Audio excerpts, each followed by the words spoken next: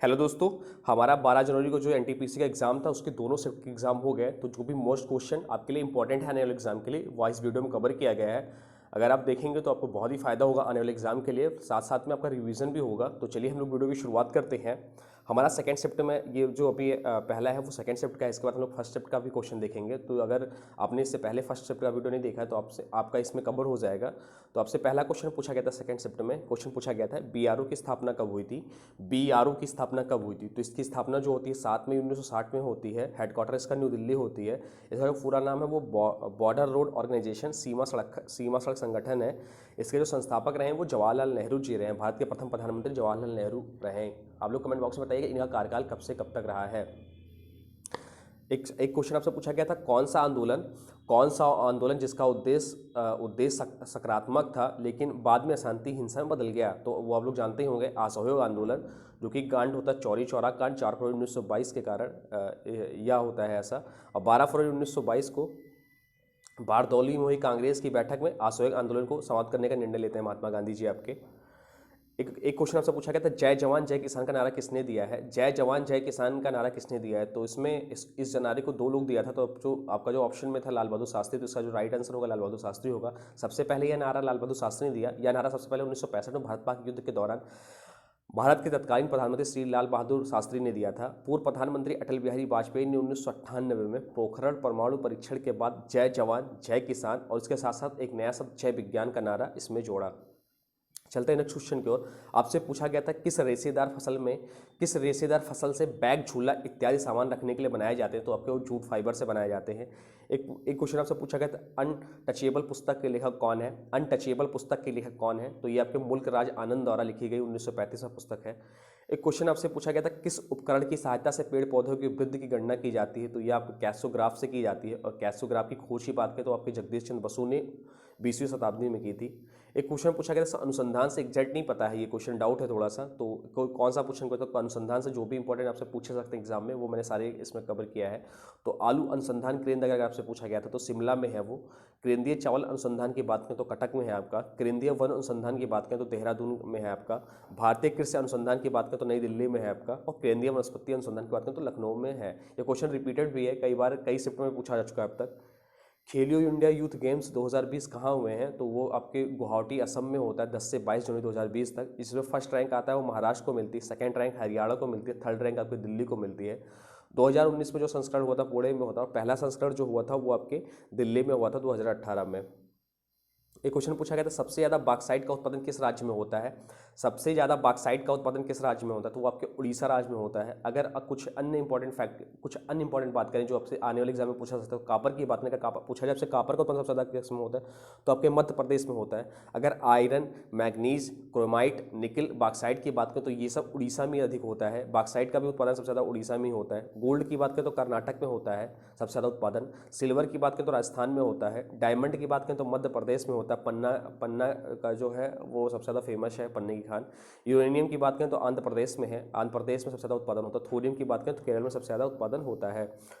चलते हैं next question की ओर। आपसे एक क्वेश्चन पूछा गया था, भारत पाकिस्तान के विभाजन का किस मुस्लिम नेता ने विरोध किया था। तो जो आपके ऑप्शन में था वो खान अब्दुल गफ्फार खा ही रहेंगे। इन्हें 1998 नोबेल पुरस्कार भी मिलता है, एकमात्र भारतीय विदेशी जिन्हें यह पुरस्कार मिलता है। और इन्हें सीमांत गांधी के रूप में भी जाना जाता है। तो ये चीज़ इंपॉर्टेंट फैक्ट याद रखिएगा। सौभाग्य योजना किस मंत्रालय ने लॉन्च की? योजना से बहुत सारे क्वेश्चन पूछे जा रहे हैं, लेकिन अब जो है मॉडरेट पूछे जा रहे हैं, टफ पूछे जा रहे हैं। तो सौभाग्य योजना जो है मिनिस्ट्री ऑफ पावर के अंतर्गत आता है। इसे प्रधानमंत्री सहज बिजली घर योजना है, सौभाग्य योजना भी कहते हैं। इसकी घोषणा नरेंद्र मोदी ने 25 सितंबर 2017 को दिल्ली से की थी। लैटिक अम्ल में कितने कार्बन होते हैं? तो आपके 3 कार्बन होते हैं। जो रासायनिक सूत्र होता है C3H6O3 होता है इसका। www.com अगर कहीं पे लिखा होता है तो काम का उसमें मतलब क्या होता है, .com का मतलब क्या होता है? तो इसका अर्थ होता है कॉमर्शियल से होता है। अगर आप कोई लिंक डालते हैं तो कॉम डालेंगे तो कॉमर्शियल पे आपको लिंक कर देगा। अगर ORG डालते हैं आप तो वो ऑर्गेनाइजेशन से संबंधित है। अगर इन डालते हैं तो इंडिया से रिलेटेड है। अगर नेट डालते हैं नेटवर्क से संबंधित है। और EDU डालते हैं तो एजुकेशन से रिलेटेड है। Human space flight centre HSFC कब स्थापित हुआ? तो ये केरल 30 जनवरी 2019 को स्थापना होता है। अगर कुछ स्पेस सेंटर हमारी प्रमुख ऑर्गेनाइजेशन की बात करें तो इसरो है, जिसका फुल फॉर्म होता है इंडियन स्पेस रिसर्च ऑर्गेनाइजेशन होता है। इसका जो स्थापना वर्ष होता है वो 1969 में होता है। और इसके जो प्रमुख हैं वो के शिवान है। और इसके जो संस्थापक हैं विक्रम साराभाई हैं। अगर DRDO की बात करें तो इसका फुल फॉर्म होता है डिफेंस रिसर्च ऑर्गेनाइजेशन सेंटर होता है, defence research and development organisation centre होता है। इसकी स्थापना 1958 में होती है। मैं आपको हमेशा बताता हूँ 1958 में अमेरिका की स्पेस एजेंसी नासा का भी स्थापना वर्ष होता है। इसके जो है वो प्रमुख है जी सतीश रेड्डी जी हैं। GATT का फुल फॉर्म पूछा गया था, तो general agreement on traffic and trade GATT का फुल फॉर्म होता है। द वेल्थ ऑफ नेशन पुस्तक के लेखक कौन है, तो आपके अर्थशास्त्र के लेखक Adam Smith the wealth of nation पुस्तक के लेखक हैं। रॉयल सोसाइटी फेलो चुने जाने वाली पहली भारतीय महिला कौन थी, तो गगनदीप कौंग थी, जो भी हाल ही में चुनी गई 2019 में। मिल्क मैन ऑफ इंडिया किसे कहा जाता है, तो वर्गीस कुरियन जी को कहा जाता है। इन्होंने अमूल डेयरी का स्थापना किया था गुजरात में।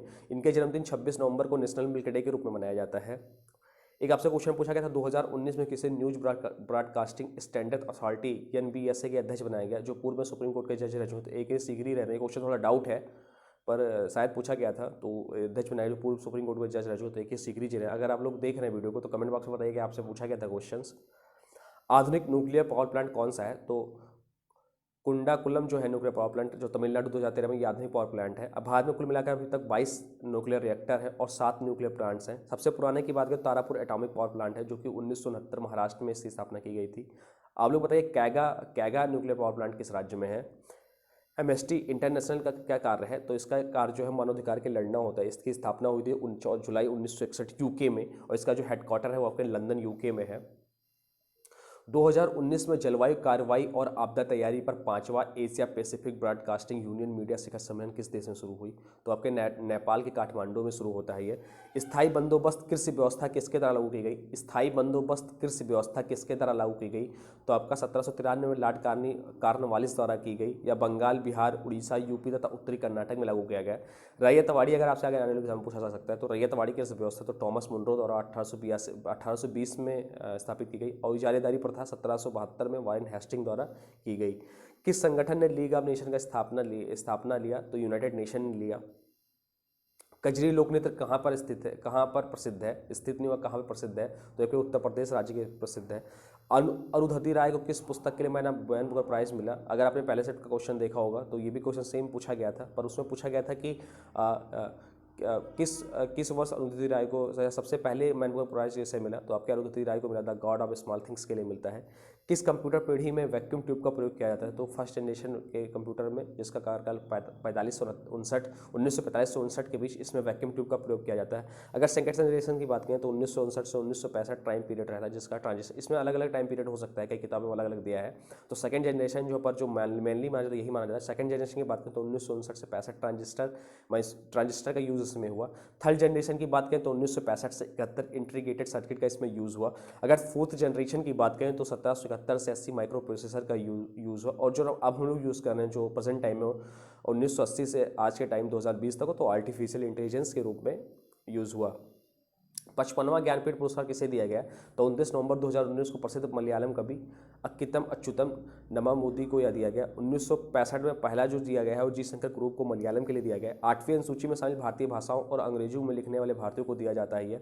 तो ये अभी सेकंड शिफ्ट में इंपॉर्टेंट क्वेश्चंस जो भी मिले हैं उसको कराया गया है। अब देखते हैं फर्स्ट शिफ्ट में कौन कौन से क्वेश्चंस आए हुए थे जो आपके आने वाले एग्जाम के लिए इंपॉर्टेंट है, क्योंकि बहुत आपको 2 या 3 क्वेश्चन हर शिफ्ट से रिपीटेड मिलते हैं, तो बहुत ही इंपॉर्टेंट रहेगा वीडियो। तो चलिए देखते हैं। हाँ, अगर आप तक इसका PDF भी डाउनलोड करना चाहते हो, डिस्क्रिप्शन में लिंक रहेगा, आप वहाँ से इसका PDF भी डाउनलोड कर सकते हैं।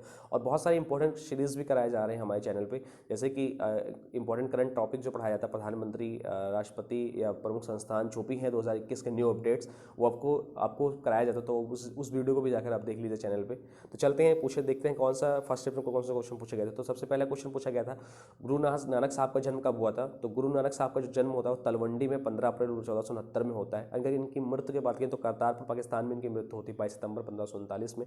ये सिखों के प्रथम गुरु थे। इन्होंने सिख धर्म की स्थापना की थी। और सिखों के अंतिम व 10वें गुरु की बात करें तो गुरु गोविंद सिंह रहते हैं, जिनकी प्रसिद्ध है 1.25 लाख से लाख लड़ाऊं फिर श्री गुरु गोविंद सिंह कहलाऊं। पृथ्वी की सबसे गहरी झील कौन सी है, तो पृथ्वी की सबसे गहरी झील है जो बैकाल झील है, जो आपके रूस में पाई जाती है। सबसे मीठे पानी की झील की बात करें तो सुपीरियर झील है। और विश्व की सबसे बड़ी झील की बात करें तो कैस्पियन सागर है। विश्व की सबसे नवीनतम झील की बात करें तो मृत सागर है। RBI की स्थापना किस एक्ट के तहत हुई, तो भारतीय रिजर्व बैंक अधिनियम 1934 के तहत हुई। भारतीय रिजर्व बैंक की स्थापना के अप्रैल 1935 में होता है। शक्तिकांत दास इसके वर्तमान में चेयरमैन हैं, जो कि 25वें नंबर के हैं। हेडक्वार्टर इसका मुंबई, पहले कोलकाता था 1937 से पहले तक। और पहले भारतीय जो गवर्नर रहे से CD देशमुख थे। और पहले गवर्नर की बात करें तो ऑसबॉर्न स्मिथ थे। इसका जो नेशनलाइजेशन होता है 1 जनवरी 2020 को होता है। WTO की स्थापना कब हुई, वर्ल्ड ट्रेड ऑर्गेनाइजेशन की स्थापना कब हुई, तो 1 जनवरी 1955 को होती है वर्ल्ड ट्रेड ऑर्गेनाइजेशन की स्थापना। इसका हेडक्वार्टर जिनेवा स्विट्जरलैंड है। विश्व व्यापार संगठन है, अंतर्राष्ट्रीय जो व्यापार के लिए नियम बनाता है। पहली भारतीय महिला जिसे मैन बुकर प्राइज मिला, ये पूछा गया था फर्स्ट चैप्टर में, तो अरुंधति राय को 1997 में मिलता है the God of small things के लिए। वन अधिनियम कब आया, तो 1927 में वन अधिनियम आया। सूचना अधिकार अधिनियम अगर आपसे पूछा जाए 2005 में आया। 1972 में आपका आता वन्य जीव संरक्षण अधिनियम, इसी के तहत प्रोजेक्ट टाइगर 1973 शुरुआत की गई। 1986 में आता पर्यावरण संरक्षण अधिनियम। 1992 में आता उपभोक्ता संरक्षण अधिनियम, सेबी अधिनियम भी 1992 में आता है, पर इसकी स्थापना 1988 में होती है। 2005 में आता आपका नरेगा अधिनियम आता है। पाक जल संधि किन 2 देशों को अलग करती है, तो पाक जल संधि जो आपकी होती है भारत श्रीलंका को अलग करती है। अगर कुछ प्रमुख जल संधियों की बात करें तो मलक्का जल डमरू मध्य या अंडमान सागर और दक्षिणी सागर और चीन सागर को अलग करती है। संडा जल डमरू मध्य की बात करें तो जावा सागर और हिस्मागा सागर को अलग करती है। होर्मुज जल डमरू मध्य की बात करें तो ओमान और ईरान को अलग करती है। 16वीं लोकसभा की स्पीकर कौन थी, तो 16वीं लोकसभा की स्पीकर की बात करें तो सुमित्रा महाजन थी, जो बीजेपी से थी। 17वीं लोकसभा की बात करें तो स्पीकर ओम बिरला जी हैं। अगर 15वीं लोकसभा की बात करें तो आपकी मीरा कुमारी रहती हैं, जो कि आपकी प्रथम महिला स्पीकर भी रहती हैं। अगर 17वीं लोकसभा में बात करें तो सदन के नेता आपके लोकसभा में मोदी जी हैं, और राज्यसभा में आप लोग कौन है वो लोग कमेंट बॉक्स में बताइए। अजंता और एलोरा की किस संगठन ने विश्व विरासत घोषित किया गया, अजंता और एलोरा को किस संगठन ने विश्व विरासत स्थल घोषित किया, तो आपकी यूनेस्को ने किया। अजंता की गुफाएं की बात करें तो भारत के महाराष्ट्र राज्य के औरंगाबाद जिले में स्थित है। अजंता की गुफाओं में चट्टानों की बनी करीब 30 बौद्ध स्मारक है। अजंता की गुफाएं 1983 में यूनेस्को के विश्व धरोहर स्थल में सूची में शामिल हुआ। अगर एलोरा गुफाएं की बात करें तो ये भी महाराष्ट्र राज्य के औरंगाबाद जिले में ही है। इसका निर्माण चालुक्य और राष्ट्रकूटों ने कराया, इंपॉर्टेंट है। इसमें 34 गुफाएं, एलोरा की गुफाएं 1983 में यूनेस्को को विश्व धरोहर स्थल घोषित किया गया। यह गुफाएं हिंदू बौद्ध धर्म से जैन धर्म से समर्पित हैं। काकोरी कांड के ट्रेन लूटपाट में कौन शामिल नहीं था, तो काकोरी कांड 9 अगस्त 1925 को घटी।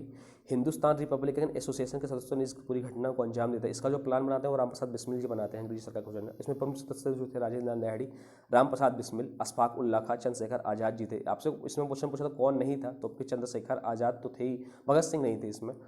और जो ये ट्रेन थी वो 8 down Saharanpur Lucknow passenger train थी, जिसको रोककर फिर चैन खींचकर इसको लूटते हैं। जॉर्ज पंचम के भारत आगमन पर एंडो सारासैनिक शैली में किस स्मारक का निर्माण कराया गया, तो वो अपने जो मुंबई शहर में गेटवे ऑफ इंडिया है उसका निर्माण कराया गया। जब सरकार अपनी व्यय के 50% से कम सार्वजनिक उद्यम की अपनी इक्विटी का एक हिस्सा बेचती है तो उसे क्या कहा जाता है, तो डिस इन्वेस्टमेंट कहा जाता है। सरिस्का राष्ट्रीय उद्यान कहाँ पर है, तो अलवर डिस्ट्रिक्ट राजस्थान में सरिस्का राष्ट्रीय उद्यान टाइगर रिजर्व। किस भारतीय को 2019 में मैस्को के सर्वोच्च नागरिक सम्मान से सम्मानित किया गया, तो प्रतिभा देवी सिंह पाटिल को सम्मानित किया गया। द एस्थेटिक सोसाइटी की स्थापना कब हुई, तो 15 जून 1784 में कोलकाता पश्चिम बंगाल में इसकी स्थापना होती है। विलियम जोन्स ने कोलकाता स्थित फोर्ट विलियम कॉलेज में की थी इसकी स्थापना। चुनाव आयोग ने राजनीतिक दलों के लिए चुनाव घोषणा पत्र चुनाव से कितने समय पहले घोषणा पत्र जारी करने का अनिवार्य किया, तो 48 घंटे पहले अनिवार्य कर दिया है। भारत का प्रथम नाभिकीय रिएक्टर कौन सा है, तो अप्सरा है। 4 अगस्त 1956 को Bhabha atomic research centre Trombay Mumbai परिसर में बना था। चिल्का झील कहाँ पर स्थित है, तो उड़ीसा राज्य में स्थित है। राजस्थान में बात करें तो कुछ इंपॉर्टेंट झील जो है सांबर झील, पिछौला झील, राजसमंद झील। जम्मू कश्मीर में बात करें तो डल झील, बुलर झील, वेरीनाग झील, मनसबल झील। अगर किसी के लास्ट में नाग आता है तो वो आपको जम्मू कश्मीर में झील होगा। अगर किसी में ताल आता है तो वो आपको उत्तराखंड में वह झील होगा। मोपला विद्रोह कब हुआ था, तो मोपला विद्रोह 1920 में होता है। इसे एक अन्य नाम मालाबार विद्रोह से भी जानते हैं। केरल के मोपला मुसलमानों ने स्थानीय जमींदारों 1920 में इसके विरुद्ध कार्य किया गया। विनायक दामोदर सावरकर ने मोपला उपन्यास की भी रचना की है। बहुरूपी गांधी पुस्तक लेखक कौन है, तो अनुबंधोपाध्याय है। नेशनल इंफॉर्मेशन सेंटर NIC की स्थापना किस वर्ष हुई, तो 1976 में होती। इसके जो प्रमुख है नीता वर्मा वर्तमान में प्रमुख हैं।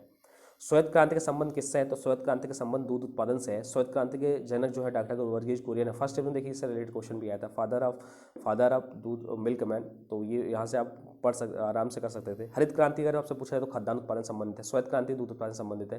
पीली क्रांति खाद्य तेल और तिलहन फसलों से संबंधित है। गुलाबी क्रांति प्याज और झींगा मछली से उत्पादन है। काली क्रांति पेट्रोलियम खनिज तेल से संबंधित है। रजत क्रांति अंडा उत्पादन मुर्गियों को बढ़ाने के लिए संबंधित है। सुनहरी क्रांति बागवानी उत्पादन संबंधित है। गोल्ड क्रांति इसका संबंध देश में आलू के उत्पादन से है। हम्पी किस हेरिटेज साइट में शामिल है, तो यूनेस्को वर्ल्ड हेरिटेज साइट में शामिल है। 1986 में शामिल होता है। हम्पी विजयनगर समाज की राजधानी थी, जो कि हरिहर बुक्का ने इसकी स्थापना की थी। 50 के नए नोट के पिछले हिस्से पर इसकी तस्वीर होती है। ग्राम पंचायत चुनाव के लिए उम्मीदवार की न्यूनतम आयु कितनी होनी चाहिए, किस वर्ष होनी चाहिए। अगर लोकसभा में बात करें तो 25 वर्ष होनी चाहिए न्यूनतम आयु। राज्यसभा में बात करें तो 30 वर्ष होनी चाहिए आपकी आयु। राज्यपाल और राष्ट्रपति के लिए 35 वर्ष आपकी न्यूनतम आयु होनी चाहिए। WWWC के फुल फॉर्म क्या है? तो वर्ल्ड वाइड वेब कंसोर्टियम है, इसका फुल फॉर्म होता है। कोणार्क का सूर्य मंदिर कहाँ पर है? तो पूरी उड़ीसा में कोणार्क का सूर्य मंदिर। इस या जो है 10 रुपए के नए नोट के पीछे इसका अंकित चित्र अंकित है। सन 1984 में यूनेस्को ने इसे विश्व धरोहर स्थल में माना था। इसे एक अन्य नाम ब्लैक पगोड़ा नाम से भी जाना जाता है। यह मंदिर सूर्यदेव को समर्पित है। पूर्वी गंगा राजवंश के राजा नरसिंह देव प्रथम ने इसे बनवाया था। भारत पर नादिर शाह का आक्रमण कब हुआ करता है? तो भारत पर नादिर शाह का आक्रमण जो था 1738 में दिल्ली पर आक्रमण किया था। एक युद्ध लड़ता है करनाल का युद्ध, मुगल शासक मोहम्मद शाह और नादिर शाह के बीच होता है। इसे ईरान का नेपोलियन भी कहा जाता है। आधुनिक मरकरी थर्मामीटर का विस्तार कौन किया था? तो डैनियल फारेनहाइट ने किया था। राष्ट्रीय जलमार्ग 1 की लंबाई कितनी है? तो 1620 इसकी लंबाई है, जो कि उत्तर प्रदेश, बिहार, झारखंड, वेस्ट बंगाल राज्य से होता है। जो कि नदी पड़ती है गंगा भगीरथी हुगली नदी पर है। अगर ये कहाँ से कहाँ था? तो प्रयागराज से हल्दिया तक है। अगर दूसरे की बात करें तो ये आपके ब्रह्मपुत्र नदी असम में है, 891 किलोमीटर है। तो ये आपके दोनों स्टेप के इंपॉर्टेंट क्वेश्चन है। अगर किसी भी क्वेश्चन में डाउट है तो आप कमेंट बॉक्स में जरूर बताइए कि क्वेश्चन नहीं पूछा गया था, वो आपको सुधार कर दिया जाएगा। अगर आपको ऐसे ही, अगर अभी तक आपने वीडियो को लाइक नहीं किया तो प्लीज़ वीडियो को लाइक कर दीजिए। और हाँ, अभी तक अपने चैनल को सब्सक्राइब नहीं किया तो प्लीज़ चैनल को सब्सक्राइब कर लीजिए, क्योंकि आपकी एक वीडियो बनाने में बहुत ही मेहनत लगता है। और ये जो भी है एंथॉटिक चीज़ें ढूंढनी होती है, 100% रियल जो रहती है, और उसका एनालिसिस की आने वाले एग्जाम में आपको कहीं भी अगर आप वीडियो देख रहे हैं तो कुछ ना कुछ फ़ायदा हो आपका। अगर बार बार आप देखते हैं तो आपका तब भी अच्छा होता है, आपका रिवीजन होता रहता है, जिससे आपका किसी चीज़ को पढ़ना तो उतना ही आसान है, पर किसी चीज़ को रिवीजन करना वो उतना ही कठिन है। तो इस चीज़ वो अगर एग्जाम की तैयारी कर रहे हैं तो अब रिवीजन बहुत ही इंपॉर्टेंट है। तो आपको बहुत ही फायदा होगा इस वीडियो से, छोटे छोटे वीडियो के माध्यम से। तो थैंक यू दोस्तों, मिलते हैं एक नए वीडियो में, तब तक के लिए जय हिंद, जय भारत।